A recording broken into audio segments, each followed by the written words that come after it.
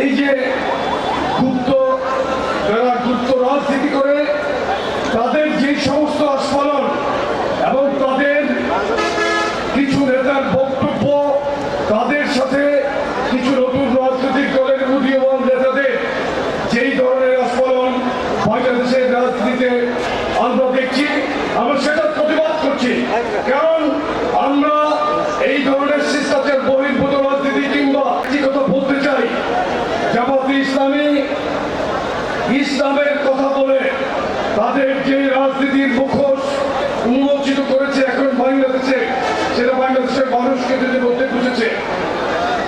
জাতীয় সংসদের মতো একটি সংসদে দাঁড়িয়ে, মহান জাতীয় সংসদে দাঁড়িয়ে জামাত ইসলামীর একজন সাংসদ বলল তার বাবা মুক্তিযুদ্ধ শহীদ হয়েছে, অথচ তার বাবা এখনো পর্যন্ত জীবিত।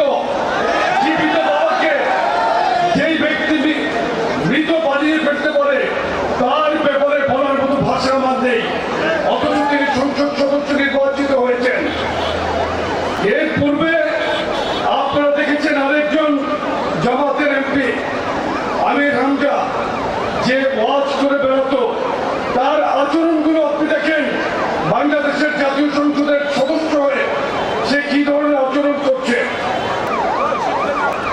ইসলামের কথা বলে, জান্নাতের কথা বলে তারা মানুষের ভোট নেওয়ার চেষ্টা করেছিল, কিন্তু বাংলাদেশের মানুষ তাদের এই মুনাফিকি আচরণকে বিশ্বাস করে নাই এবং এই চরিত্রকে তারা বুঝতে পেরেছিল যে এই দল ইসলামের কথা বলে মানুষকে বিভ্রান্ত করার চেষ্টা করছে।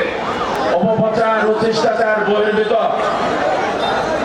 অপর রাজনীতির প্রতিবাদে আজকের এই বিক্ষোভ মিছিল পূর্ব সমাবেশ আমি বিশ্বাস করি আপনাদের নেতৃত্বে বিগত 5ই আগস্ট 2024-এ পতিত স্বৈরাচারকে আমরা বিতাড়িত করেছি।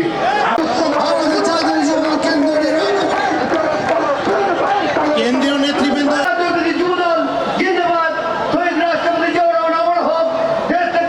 বিসমিল্লাহির রহমানির রহিম। এবার কোরআন থেকে তেলাওয়াত করবেন